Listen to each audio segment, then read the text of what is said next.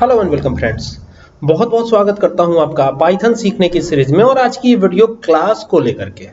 जी हाँ, पाइथन के अंदर क्लास से रिलेटेड प्रोग्राम हम देखेंगे। इसके पहले हम लोग फंक्शन देख चुके हैं।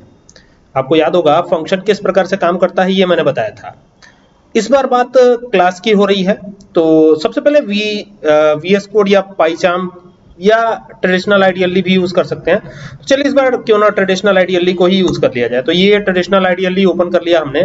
और यहाँ पर ना हमको क्लास सीखना है कि क्लास कैसे बनाई जाए और क्या फायदा है इसका। ठीक है, तो यहाँ पर हम किसके बारे में जानने वाले हैं, तो क्लास के बारे में। तो ये मैंने कमेंट कर दिया है कि आज का टॉपिक जो है क्लास का है। ठीक है, तो क्लास भी कैसा, एक ऐसा क्लास बनाया जाए जो कि एडिशन का हो, यानी हम दो नंबर्स को ऐड करवा सकें, ऐसा क्लास। तो यहां पर हम कर देते हैं ADDITION, एडिशन कर दिया हमने, एंटर कर देंगे।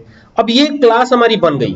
ठीक है, इसका एडवांटेज क्या होगा, जब हम फंक्शन बनाएंगे तब इसका एडवांटेज पता चलेगा। ठीक है, तो यहां पर ध्यान दीजिएगा, ये नीचे आएंगे, ये हमने क्लास क्या दिया है, एडिशन दिया हुआ है। ठीक है, और जैसे ही एंटर करेंगे तो एंटर करने के बाद हम एक ऐड नंबर्स के नाम से एक बना लेते हैं फंक्शन, ऐड नंबर्स। किस नाम से, ऐड नंबर्स। तो यहां पे लिखेंगे डेफ, क्योंकि फंक्शन बनाने के लिए तो डेफ ही लिखते हैं। तो यहां पे करेंगे ऐड अंडरस्कोर नंबर्स, NUMBERS, ये दे दिया हमने ऐड नंबर्स। और इसके अंदर ना हम एक पैरामीटर देंगे सेल्फ। ठीक है, ये हमने दे दिया और यहाँ कॉलन लगाएंगे, एंटर करेंगे, नीचे आएंगे।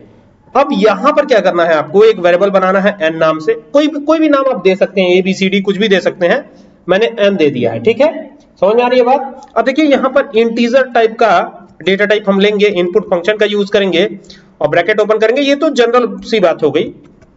यहाँ पे कहेंगे एंटर, क्या लिखेंगे, how many numbers you want to add. ठीक है, ये हमने कर दिया ऐसे, यू वांट टू ऐड कर देंगे ADD। ठीक है, डबल डॉट कॉमा क्लोज करेंगे, दोनों ब्रैकेट क्लोज करेंगे, एंटर करेंगे, नीचे आ जाएंगे। ठीक है, इतना कर लेने के बाद आपको क्या करना है, यहाँ पे एक वेरिएबल बनाना है टोटल नाम से। टोटल इज इक्वल टू 0 करेंगे और एंटर करेंगे। ठीक है, जैसे ही एंटर करेंगे तो यहां पर एक लूप लगाएंगे। भाई लूप का काम तो लगेगा ही लगेगा, आई इन। अब यहां पर मैं रेंज भी लगा रहा हूं, मैं RANGE, रेंज एक फंक्शन है, लास्ट -1 करता है, ये आपको पता ही है। ठीक है, और इसमें हम n रखेंगे, यानी n-1 तक ये चलेगा। ठीक है, और ऐसे में यहां पर num, NUM नाम से एक वेरिएबल हमने बनाया।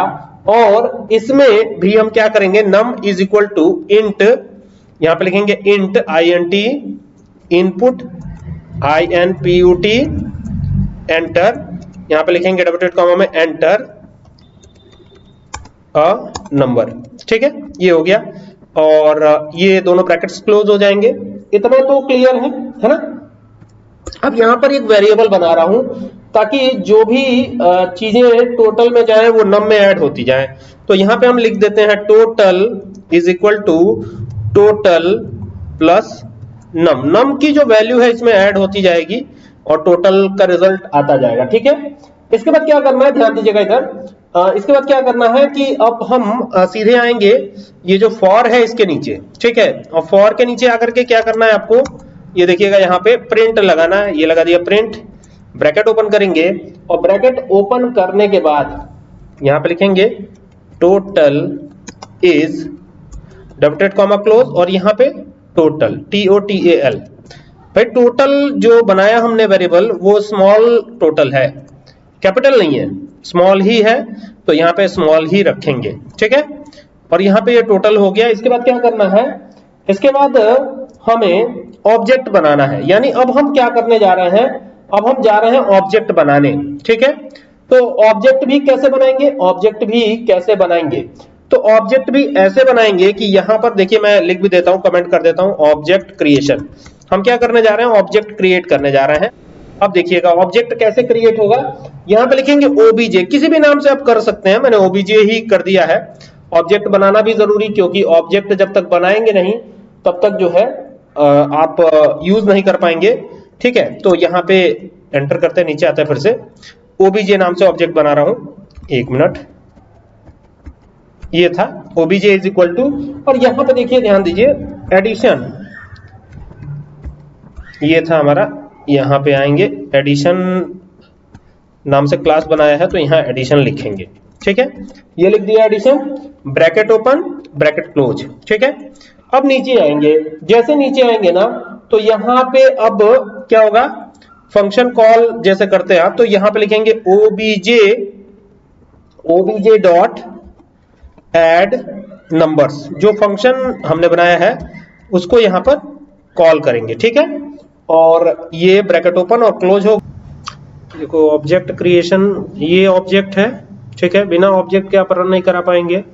और दूसरा ये जो मेथड हमने बनाया, जो फंक्शन बनाया, मेथड कॉलिंग जिसको कहते हैं वो है, ठीक है। यानी ये क्या है, ये है आपका मेथड, METHOD, मेथड कॉलिंग या फंक्शन कॉलिंग, ठीक है।